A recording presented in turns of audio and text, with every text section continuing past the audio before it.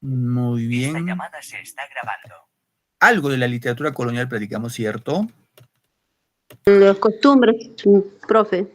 Muy bien, Carmencita, hablamos del costumbrismo. ¿Recuerdan del costumbrismo? Sí, profe. Muy bien. Hablando de costumbrismo, hicimos una técnica llamada menotecnia. ¿Sí? ¿Recuerdan la menotecnia? Les dije, esta técnica pónganlo en práctica.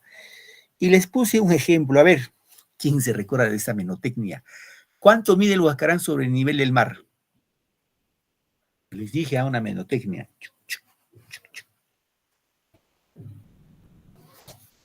No creo que se hayan olvidado. 67, 68, profesor. Muy bien, 67, 68, 6.768. Excelente, eso nunca te debes olvidar, porque la menotecnia es una técnica que te permite recordar, ¿no? Y habíamos hecho una menotecnia con las obras de Manuel Eusebio Segura, con la obra Ñacatita, con su Sargento Canuto y toda la historia que hemos narrado. Entonces, esas cositas siempre ponen. La cabecita hay que solo pensar. Muchas veces la cabeza no le gusta pensar y solo le gusta las cosas así, digamos, fugaces, triviales, basados en la sensualidad de nuestra vista, y deslizamos nuestro celular y vimos ahí nuestro TikTok y ahí nos entretenemos. Bueno, también seguramente hay cosas interesantes en TikTok, sí, sí hay cosas interesantes, pero también así hay cosas que no edifican, no construyen. Bueno, vamos con otro tema, chicos. Hoy vamos a platicar lo que sigue del costumbrismo, viene el romanticismo peruano, ¿ya? El romanticismo. Como definición vamos a indicar en este caso que es un movimiento literario que aparece en Europa en la primera mitad del siglo XIX. Chicos, no se olviden eso, siglo XIX.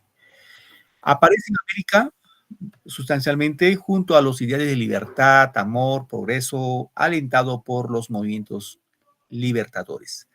Recordemos que el romanticismo, queridos estudiantes, surge en Alemania, ya no hay que olvidarnos, surge en Alemania con un gran escritor alemán de nombre Johann Wolfgang Goethe.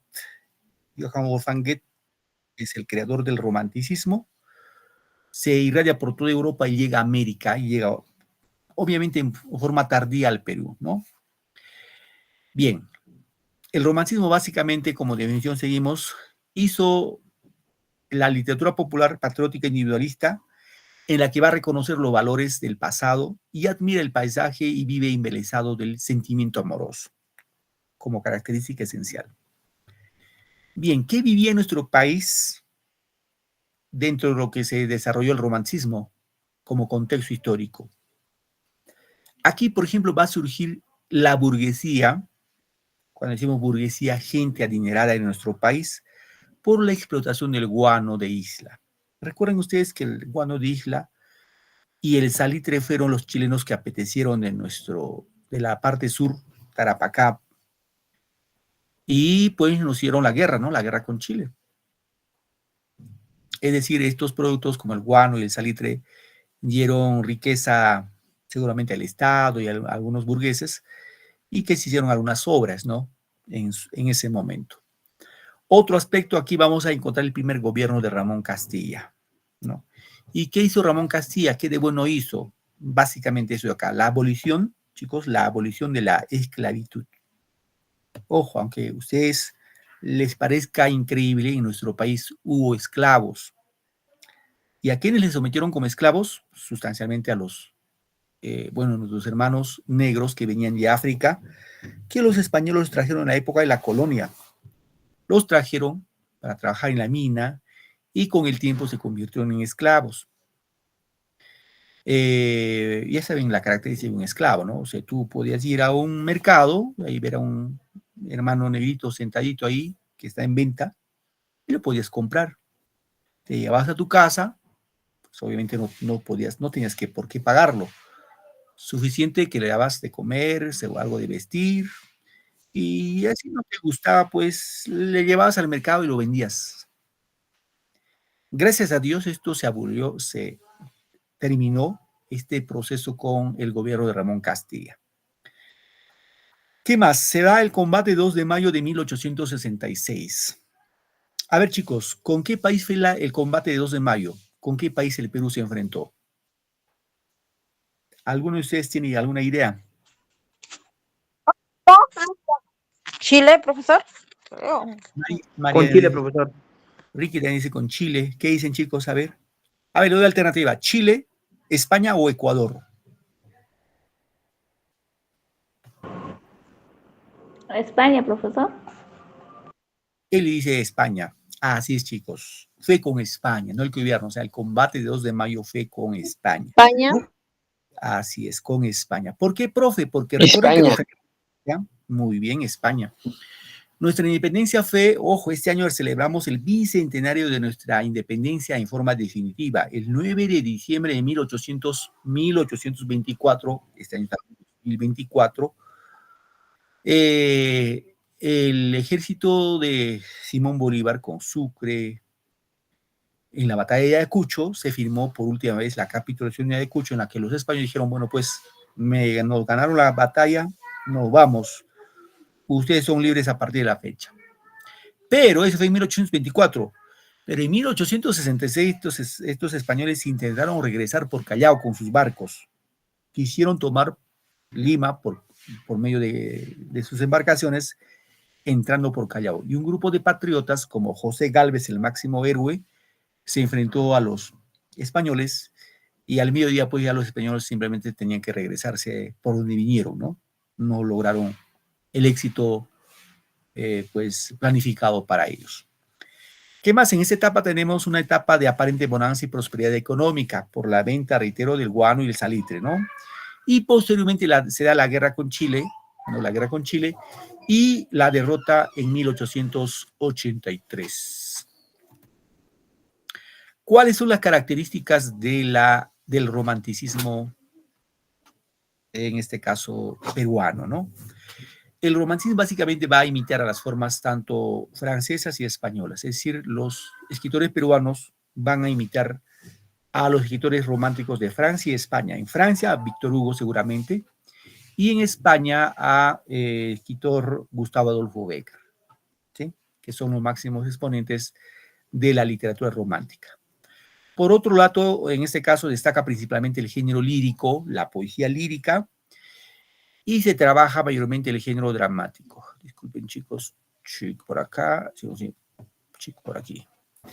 ¿Qué más? Se desarrolla un sentimentalismo en la que va a expresar angustia y dolor, ¿no? Sobre todo en la poesía lírica. Se resaltan valores de la ciudad. Aquí encontramos el limeñismo, igual va a estar centralizado en Lima, el romanticismo, así como en el costumbrismo. Encontramos el retoricismo y la superficialidad, ¿no? Por otro lado, era pues aristocrático y coyuntural. Bueno, los representantes de este movimiento literario en nuestro país fueron los siguientes. Nicolás Coropancho es el escritor que introdujo el romanticismo de España al Perú, reitero, en forma tardía. Tiene una obra que se llama El poeta cruzado, ¿no? Otro escritor es Narciso Arestegui, tiene una obra que se llama El padre Ora. Tenemos a Luis Benjamín Cisneros con su obra Julia. Tenemos a Pedro Paz Soldán con su obra Sonetos y Chispazos. Tenemos a Clemente Altaus con su obra Poesías y patrióticas y religiosas, ¿no? José Arnaldo Márquez con su obra Notas Perdidas. Bien. Seguramente en el romanticismo encontramos dos grandes escritores. Eso sí hay que manejarlo. Así como he visto la clase pasada del costumbrismo a Carlos Augusto, no.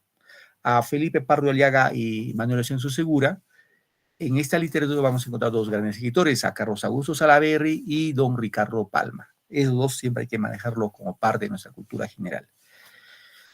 Bien, cuando hablamos de Carlos Augusto Salaverry, él básicamente es un poeta, ¿no? Que dice, estrellas son tus ojos que iluminan cuanto ven.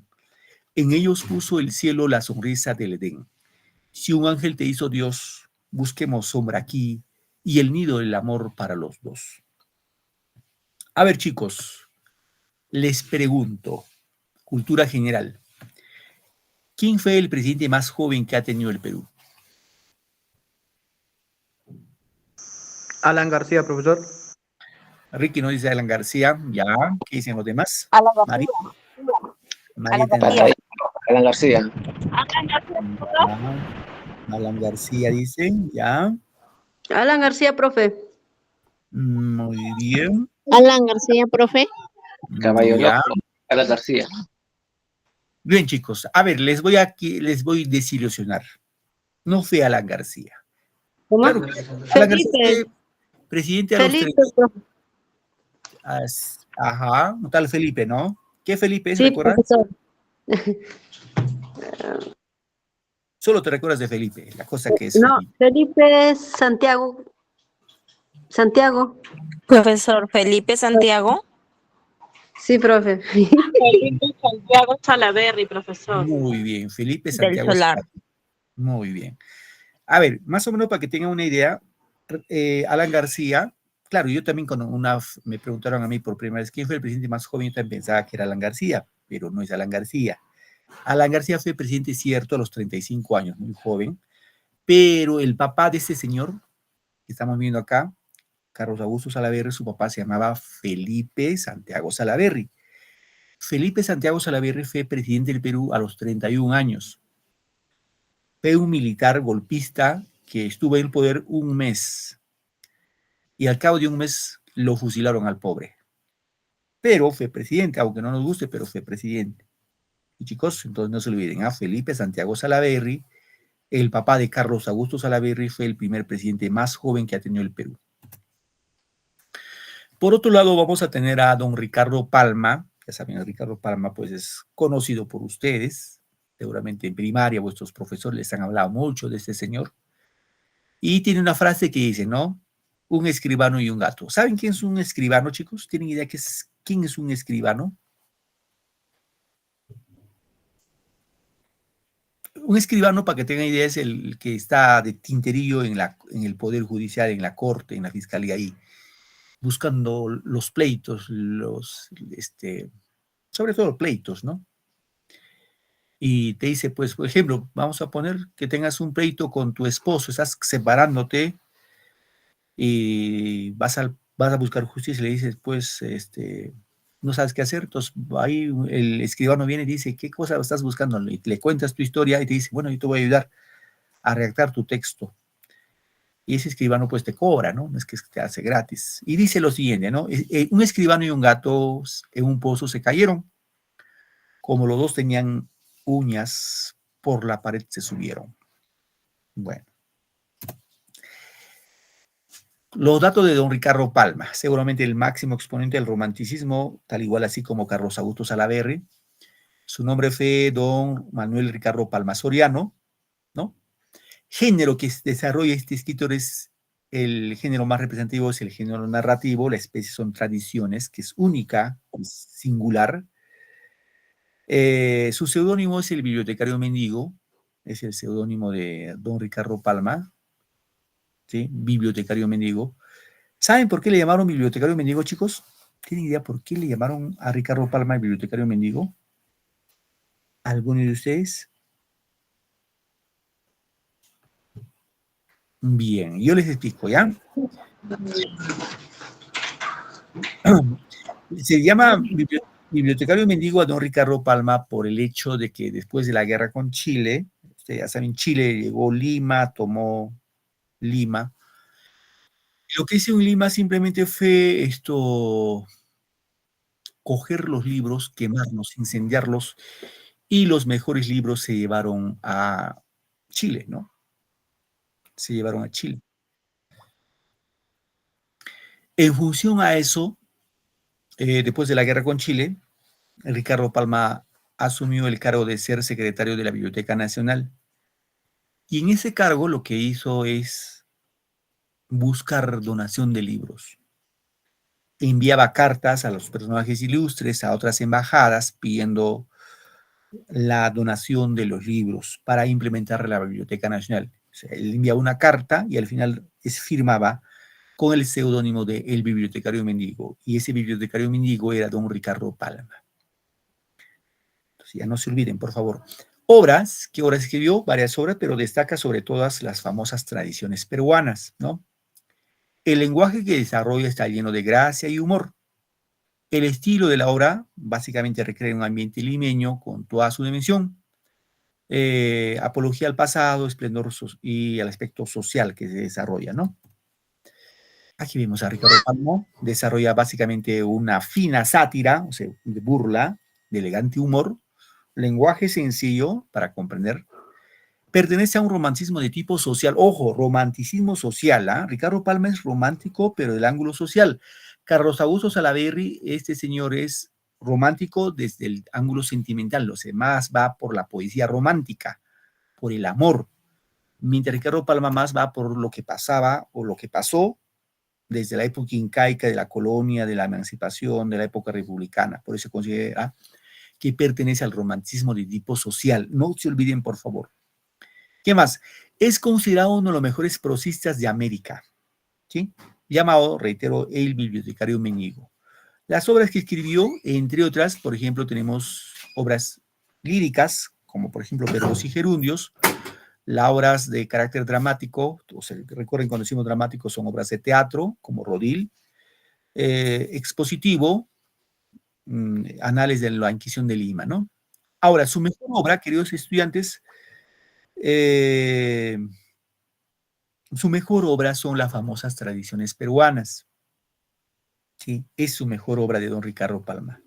Ejemplo, Don Dimas de la Tijereta. Es una obra, ¿no? Don Dimas de la Tijereta. Otra obra es las tradiciones son cortitas así como cuentos, ¿no? Carta Canta, Los ratones de Fray Martín, El Acrán de Fray Gómez, La Casa de Pizarro, La Historia del Cañoncito, etcétera, etcétera. Que son más o menos 400 tantos tradiciones que estaban escritos en 4 tomos. Es bastante, ¿no? Un dato adicional ahí, ¿no? Tiene otra obra que se llama Tradiciones en Salsa Verde. Pero este librito es un libro, así vamos a llamarlo libro rojo. ¿Por qué? Porque va a emular el contenido erótico de Giovanni Boccaccio, que es un escritor italiano de la Edad Media, en la que hace los relatos, ¿no? Relata los hechos con anécdotas, sobre todo, reitero, con hechos de tipo pasional, sobre todo, ¿no? Bien, acá vemos un poquito más de sus obras. Anales de la Inquisición de Lima, como obra histórica, Monteagudo y Sánchez Carrión. Obras de teatro tenemos La Hermana del Verdugo, La Muerte o la Libertad. Y seguramente la mejor obra de teatro es Rodil, ¿no? Mientras que en la lírica, o sea, en poesía, Pasionarias, una obra seguramente la más importante, Juvenilia, Filigramas, Armonías, Verbos y Gerundios, ¿no? En obras filológicas y lingüísticas tenemos a neologismos y americanismos, papeletas lexicográficas, ¿no? Y en género narrativo tenemos a tradiciones peruanas y la obra inédita Los Marañones. Bien, vamos a ceñirnos ahora sí a las tradiciones peruanas. La obra es género narrativo, la obra está escrito en género narrativo, la especie es tradición, chicos, es una tradición. El número de tradiciones son 453 tradiciones. No se olviden, 453 tradiciones. 6 se refieren al Imperio Incaico, 339 a la época de la colonia del virreinato, 43 a la época de la emancipación, 49 a la época de la república, 16 a tiempos y espacios indecisos, no definidos, ¿no? ¿Y qué son las tradiciones? En este caso son relatos cortos, ojo, amenos, pues cuando dice amenos es entretenido, que recogen un episodio histórico, algo que ha pasado, ¿no? Una anécdota jovial, un enlace de amor, de honra, un conflicto político de tipo erótico. Relatos en que se vislumbran el alma o las preocupaciones de la época que evocan. En estas tradiciones, Ricardo Palma dio vida a una forma propia de narración, en la que se advierte elementos diversos y contradictorios, como el criollismo de Segura, Fantasía Scout y el clasicismo de Quevedo. La primera tradición que publicó Ricardo Palma se llama Consolación en 1851 y la última se titula La visita del mariscal Santa Cruz en 1915. Las tradiciones más celebradas y leídas son, por ejemplo, las que más se conocen, chicos, es la chirana del Inca, el orgullo del cacique, las orejas del alcalde, el alacrán de Fray Gómez, considerado el mejor relato de América, los ratones de Fray Gómez, los moquitos de Santa Rosa, las genialidades de la Perricholi, otro es el Rincón, Quitacalzón, la tradición y himno nacional, Padre Pata, las tres etcétera del Libertador, al pie de la letra y la obra, la tradición, la historia del Cañoncito. Estos son los más importantes, obviamente hay más, y estoy seguro que alguno de estas ustedes lo han leído. Estoy seguro, no creo que me digan, profe, yo no he leído. ¿Sí? Bien, antes de pasar a ver algunas secuencias de preguntas, vamos a ver algunas tradiciones en forma de video, ¿ya? Para entenderlo mejor y se les haga más ameno para ustedes. A ver, un momentito, chicos. Voy a presentarlo.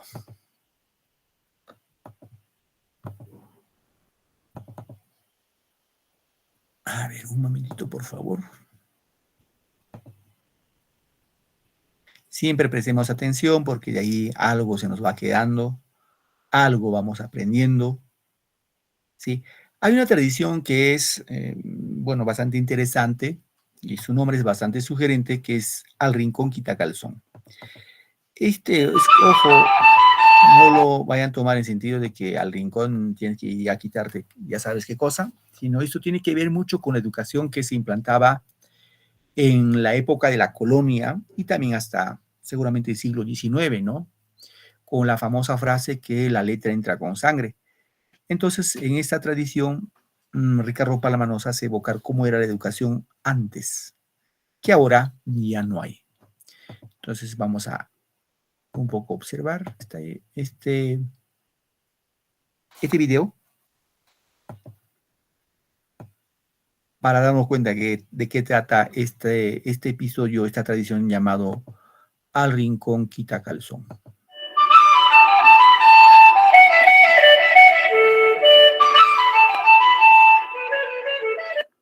Había una vez, en una ciudad al sur del Perú, llamada Arequipa, un obispo que se llamaba Chávez de la Rosa y se esforzaba por darle al colegio que había fundado en esa ciudad un excelente y completo plan de estudios. Por el año 1796, solía visitarlo una vez a la semana para cuidar que todo allí estuviese en orden. Fue así que en una de sus acostumbradas visitas, encontró que el maestro de latín no había acudido a dictar clases y que los alumnos, aprovechando su ausencia, andaban haciendo de las suyas. El obispo entonces decidió reemplazar por ese día a aquel profesor y empezó su clase pidiéndole a un muchacho declinar una palabra. Como éste se equivocó en el caso acusativo plural, el señor Chávez exclamó: ¡Al rincón Quitacalzón! En aquellos tiempos era habitual que los estudiantes desaplicados fueran enviados a un rincón del aula para recibir azotes. Pasó luego a otro alumno que tras contestar incorrectamente también fue condenado a sufrir la misma pena. Y así cuando había más de una docena de arrinconados, le llegó el turno al más pequeñín y el más travieso de la clase. ¿Quid est ratio?, le preguntó el obispo. El jovencito miró al techo con la esperanza de recordar algo y al no hacerlo, el señor Chávez lanzó la terrible sentencia: ¡al rincón Quitacalzón! El chiquillo se fue hablando entre dientes y el obispo, enojado, lo llamó nuevamente a su presencia para saber qué era lo que murmuraba. El jovencito terminó confesándole que también quería hacerle una pregunta. El obispo aceptó y el vivarracho chiquillo le dijo: pues, si no es viento, ¿me podría decir cuántos Dominus Vobiscum tiene la misa? El señor Chávez, al intentar recordarlo, levantó los ojos y en ese momento el chiquillo, muy sorprendido, murmuró: ¡ah! Él también mira al techo. Como el obispo no pudo contestar esa pregunta, todos los arrinconados fueron liberados del castigo al instante. Y desde aquel día, además de comprender que no se debía maltratar a los alumnos, el señor Chávez se convirtió en el protector de aquel inteligente, vivaz y despreocupado niño. Tiempo después, retornó a España y se llevó al cleriguito del Dominus Vobiscum, como cariñosamente lo llamaba. Pasaron los años y el travieso chiquillo fue uno de los próceres de la independencia, un gran orador, un escritor excelente, político sabio y orgullo del clero peruano. ¿Quieres saber su nombre? Javier de Luna Pizarro, 20º arzobispo de Lima. Y es que finalmente, al rincón quitacalzón, nos enseñó la lección. Y colorín colorado, espero que este cuento te haya gustado. Muy bien, chicos, ¿entendieron la historia del rincón quitacalzón?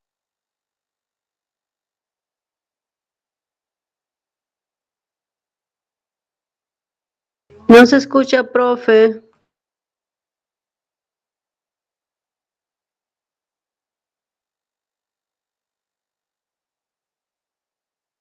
No se escucha, profe.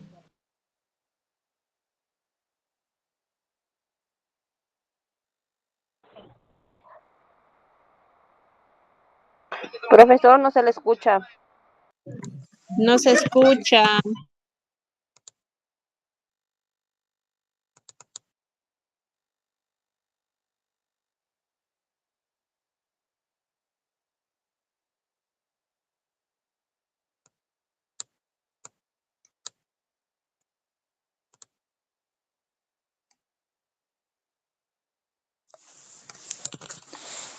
A ver, chicos, un momentito, por favor. Se me fue la pantalla. Ahora lo restablezco, por favor. Sí me escuchan, ¿cierto? Sí, yo sí. Sí, profe. Sí, profesor, me escucha.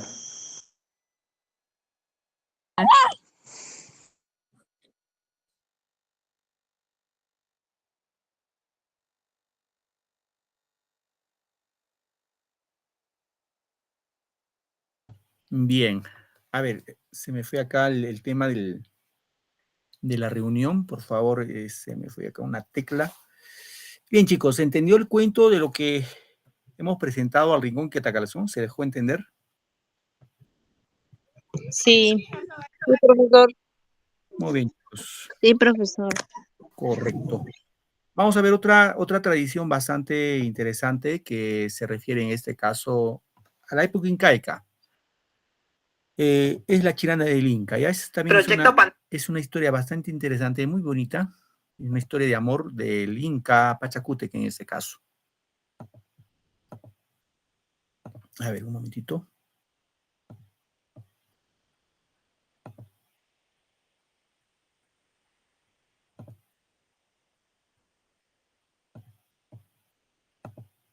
Proyecto Panaca presenta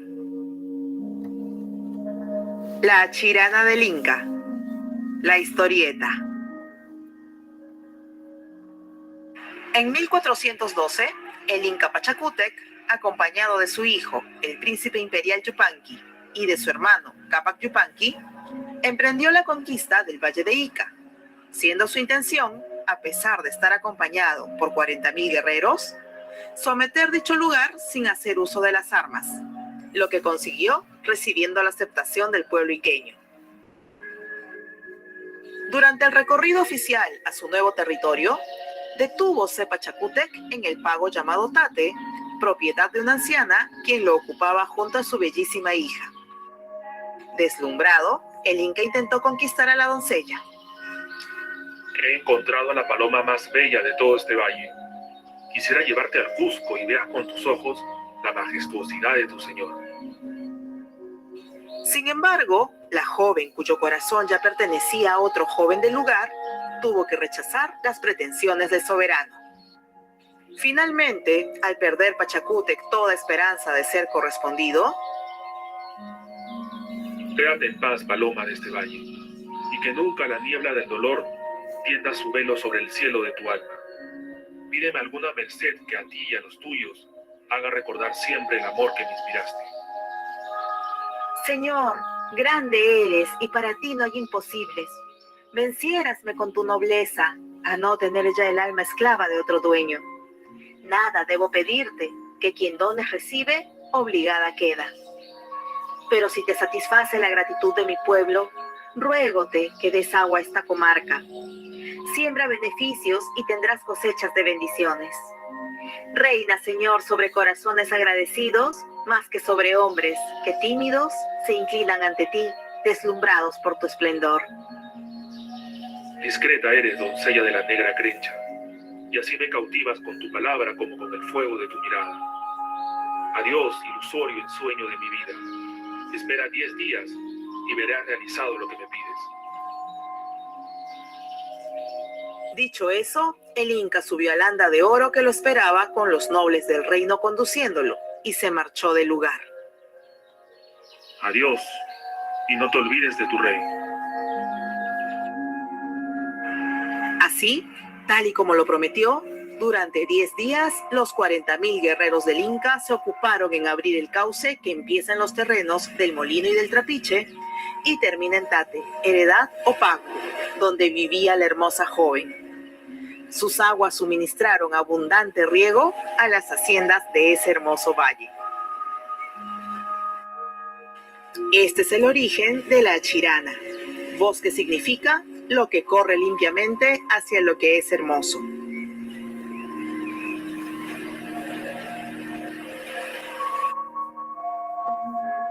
Esta es una de las historias que fueron contadas por el escritor peruano Ricardo Palma en la tercera serie de su libro Tradiciones Peruanas, conjunto de relatos de ficción con trasfondo histórico publicados durante varios años en diversos diarios y revistas. Muy bien, chicos. La Chirana del Inca, también una bonita historia. Hay otra historia que también seguramente les gusta a ustedes, es el tema de, en este caso, esta historia del santo peruano, ¿no? El santo moreno.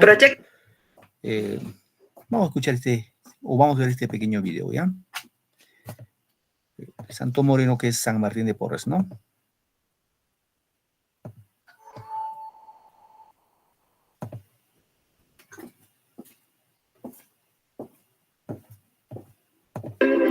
Proyecto Panaca presenta Los ratones de Fray Martín, la historieta. Se cuenta que San Martín de Porres, santo peruano, hizo tantos milagros en vida como después de su muerte. Uno de sus biógrafos señala que estos eran tantos que el prior dominico tuvo que prohibirle continuar realizándolos. Y tanta era la obediencia del santo mulato que un día, al pasar el santo frente a un andamio, vio un albañil cayéndose de una altura considerable, por lo que deteniéndolo a media caída le dijo: Espera un rato, hermanito. ¡Ay! y fue raudo a conseguir el permiso del prior para culminar su rescate. Muchas gracias, Fray Martín. Me salvó la vida. Y siguiendo con sus milagros, se sabe que Fray Martín tuvo especial predilección por los ratones, animalitos llegados junto a los españoles que los indígenas llamaron ucuchas. Al mismo tiempo malgastó en mi Dios, que en hacer un ratón o a lo más dos. Siendo ya enfermero en el convento, era tal la invasión de ratones que los frailes pusieron trampas para acabar con ellos, siendo atrapado un ratoncito atraído por la carnada de queso. Encontrándolo en dicha circunstancia, San Martín liberó al pequeño ratoncillo y le pidió: Váyase, hermanito, y diga a sus compañeros que vayan a vivir al huerto, que yo les llevaré comida cada día. Claro que sí, se lo diré ahora mismo. Resuelto el problema de los ratones, debemos mencionar que el santo mantenía en su celda a un perro y un gato, los mismos que vivían en fraternal concordia, tanto que comían del mismo plato. Un día, un ratoncillo atraído por la comida asomó de su agujero, ocasionando la molestia de los otros animales. Cálmense, criaturas del Señor, cálmense, que Dios da para los tres. Salgan sin cuidado, hermanito. Se ve que tiene hambre. Acérquese que no le harán daño. El ratoncillo, sin hacerse de rogar, aceptó la invitación y desde aquel día comió en amor y compañía del perro y del gato. Esta es una de las historias que fue relatada por el escritor peruano Ricardo Palma en su libro Tradiciones Peruanas, conjunto de relatos cortos de ficción histórica, narrados de forma entretenida y publicados durante varios años en diversos diarios y revistas. Muy bien, chicos. Ya vemos a 3 historias: La Chirana del Inca, Los Ratones de Fray Martín y El Rincón Quitacalzón. Bueno, hay otra historia también bastante interesante. Es a ver, vamos acá. El Alacrán de Fray Gómez, ¿ya? Este es considerado como uno de los mejores relatos de América. Bueno, eso lo dicen los críticos y vamos a ver de qué trata esta historia.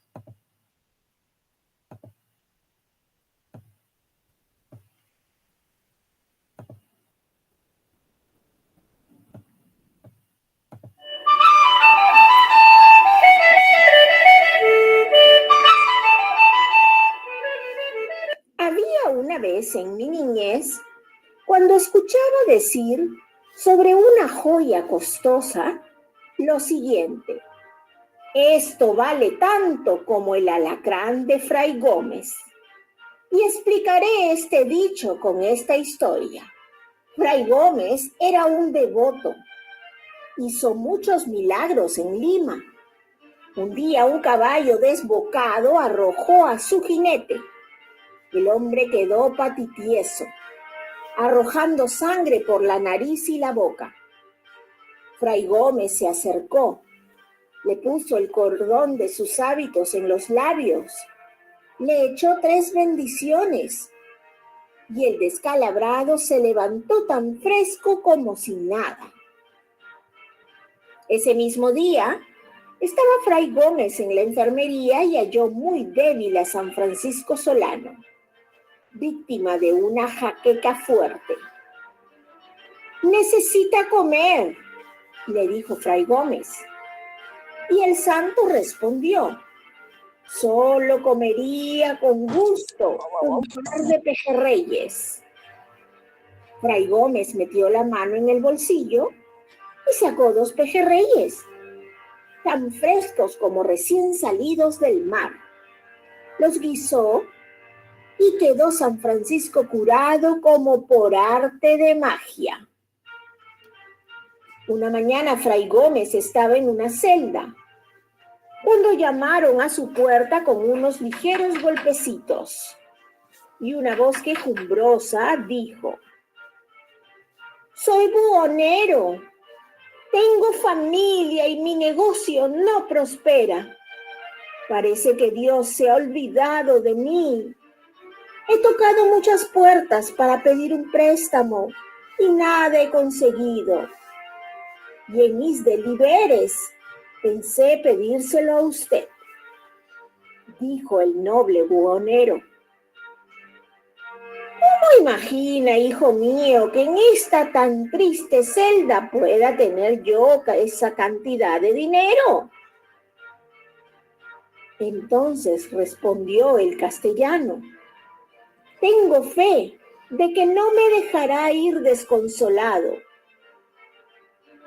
La fe lo salvará, hermano. Espere un momento. Y fue así que Fray Gómez, paseando los ojos por las desnudas paredes, vio un alacrán que caminaba por el marco de la ventana. Entonces arrancó una página de un viejo libro y cogió a la sabandija, la envolvió y se la entregó al visitante. Tome y procure devolverme esta joya en 6 meses. El buhonero agradeció mucho y se encaminó deprisa a la tienda de un usurero. La joya era de una deliciosa delicadeza, incomparable, un prendedor con una figura de alacrán, el cuerpo una esmeralda engarzada sobre oro. Aprovecha en suscribirte antes de que se te olvide y activa la campanita para recibir todas las novedades. Y en la cabeza, un grueso brillante con 2 rubíes por ojos. Con ese capital le fue tan bien en su negocio que al cabo de 6 meses pudo desempeñar la joya y devolvérsela a Fray Gómez. Este tomó el alacrán, lo puso en la ventana y dándole la bendición le dijo: animalito de Dios, sigue tu camino. Y así el alacrán tomó vida nuevamente y se fue caminando apacible por el marco de la ventana. Y colorín colorado, espero que este cuento te haya gustado. Muy bien, pues como pueden ver, chicos, es interesante estas tradiciones en la cual, como hemos notado, hay un fondo histórico de un hecho que ha suscitado en nuestro país. Bueno, por último, ya vamos a ver los incas ajedrecistas. ¿Sabían que los incas, empezando de Atahualpa,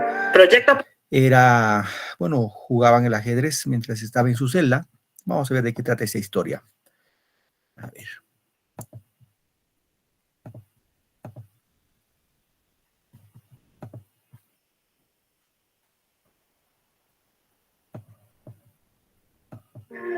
Proyecto Panaca presenta Los Incas Ajedrecistas, la historieta. El ajedrez, juego introducido en el Nuevo Mundo por los españoles, fue a su vez llevado a la península ibérica por los moros, quienes dominaron España durante 7 siglos. Atahualpa, cautivo y a la espera del pago de su rescate, observaba regularmente y en silencio a Hernando de Soto jugar las partidas de ajedrez con otros soldados españoles. Así, una tarde en la que se enfrentaban de Soto y Riquelme, vio al primero con la intención de mover su caballo. No, capitán, no. El castillo. Ante la sorpresa general de los contendientes y el improvisado público, de Soto movería la torre, con lo que jugadas después conseguiría el triunfo de la partida.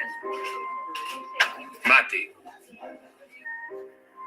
Después de aquella tarde, sería costumbre que el español invitara a Atahualpa a jugar una partida, cediéndole siempre las piezas blancas. Según se dice, Atahualpa pagó con la muerte el consejo dado a De Soto en la derrota de Riquelme, pues este último fue uno de los 13 jueces que votaron a favor de su sentencia de muerte. Muerto Atahualpa, Pizarro se dirigiría a Cusco para asegurar que había castigado al usurpador y asesino del legítimo inca, Huáscar, prometiendo entregar la insignia imperial a Manco Inca. No os asustéis. No hemos venido a quitaros sus señoríos ni propiedades, sino a coronar al nuevo Inca. Posteriormente, luego de la ruptura de las relaciones entre el Inca y los españoles, Manco establecería su gobierno en Vilcabamba, y desde ahí observaría la guerra civil desatada entre pizarristas y almagristas. Muerto Diego de Almagro y Mozo, aproximadamente una docena de sus partidarios buscarían refugio donde Manco Inca, quien había brindado algunos servicios a su causa. Así, el Inca y sus huéspedes pasarían las tardes entreteniéndose particularmente con el ajedrez. Una tarde, hallábanse entrampados en una partida Manco Inca y el capitán Gómez Pérez, encontrándose como espectadores Diego Méndez y 3 caciques. En medio del juego, Manco realizaría un enroque no consentido por las prácticas del juego, por lo que despectivamente su contrincante le espetaría. Es tarde para ese enroque, short fullero. El movimiento es válido, capitán. Continúe pues usted con su turno. Gómez Pérez insistió en su postura y mirando a su paisano Diego Méndez le dijo: Mire, capitán, con lo que me sale este indio. El Inca, entonces, abofeteó al español, recibiendo como respuesta de su huésped 2 puñaladas que lo llevarían a la muerte. La muerte del Inca no quedaría impune, y sus soldados harían pedazos al asesino y a todos los españoles que habían pedido refugio. Esta es una de las historias que fueron contadas por el escritor peruano Ricardo Palma en su libro Apéndice a mis últimas tradiciones peruanas, conjunto de relatos de ficción con trasfondo histórico publicados durante varios años en diversos diarios y revistas. Muy bien, chicos. Vamos ahora sí con la última parte de nuestra sesión. A ver, un momentito.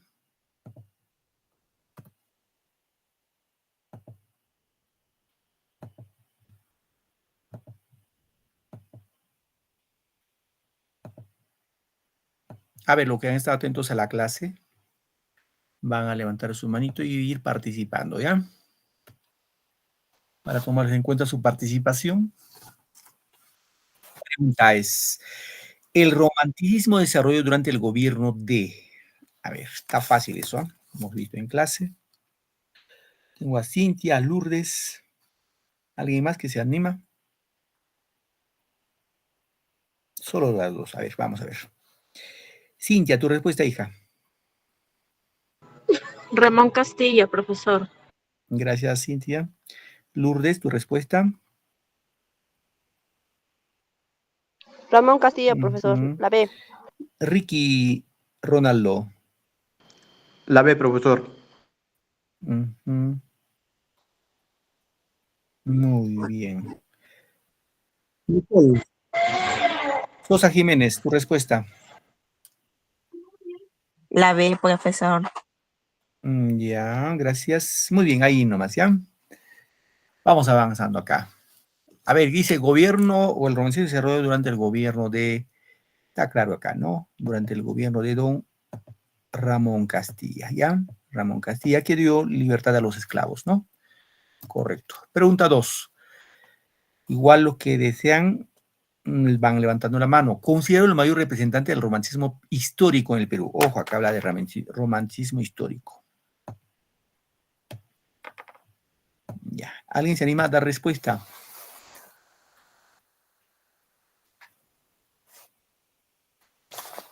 A ver, Carmen León.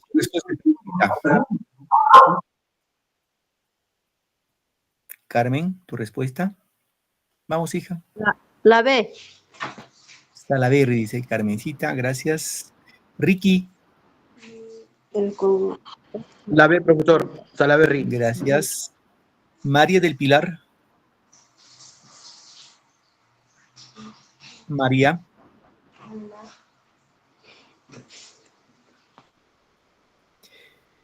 La B también. Ana Cecilia López. La B, profe. Lourdes. La B, profesor. Ya. Yolisa Rosemary.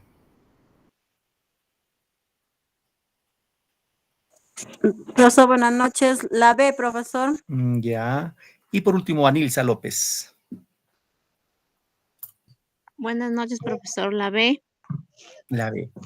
Ojo, muchachos, ¿eh? Fíjense, la pregunta. Considerado el mayor representante del romanticismo histórico. Lo que hemos visto, la Chirana del Inca, al Rincón Quitacalzón, el Inca ajedrecista, etcétera, etcétera. ¿Tiene algo de historia o no? Sí, Sí. profesor. Claro, entonces Sí, Salaverry, profesor. desarrolla un romanticismo sentimental, netamente sentimental, chicos, no se olviden, por favor. Entonces aquí la respuesta es don Ricardo Palma. Romanticismo histórico, porque sus tradiciones tienen algo de historia, trasfondo histórico. Todos los videos decía, tiene un trasfondo histórico de ficción, etcétera, ¿no? Ya. Siempre ustedes no tienen que, por ejemplo, eso alguna vez cometemos ese error. Si Juanita dice la A, pues para mí también, aunque esté con dudas, digo la A porque ella lo dijo. No, tienen que confiar en ustedes. Pregunta 4, bueno, 3. Uno de los autores no pertenece al romanticismo. ¿Cuál de esos 5 no pertenece al romanticismo? No es romántico. A ver. ¿Quién dice la respuesta? ¿Quién me da la respuesta? Abelardo Gamarra, Benjamín Cisneros, Arnaldo Márquez, Nicolás Corpancho, Clemente Altaus. A ver, María del Pilar. Me parece que es Nicolás Corpancho. Gracias. Yolisa. Es la E, Clemente, profesor. El señor Clemente, ya. Lourdes. La E, profesor. Clemente Altaus. Catherine, Nicole. La C, profesor. Arnaldo Márquez, ya. ¿Alguien más que quiere participar?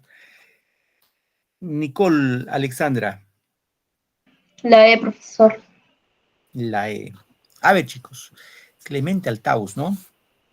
Y me han dicho Arnaldo Márquez. Clemente Altaus y Arnaldo Márquez.